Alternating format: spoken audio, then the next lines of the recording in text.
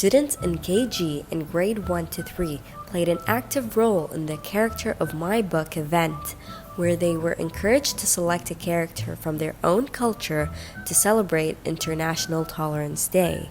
Engaging in lively discussions and creative show and tell activities, they embraced the opportunity to showcase diversity and promote tolerance.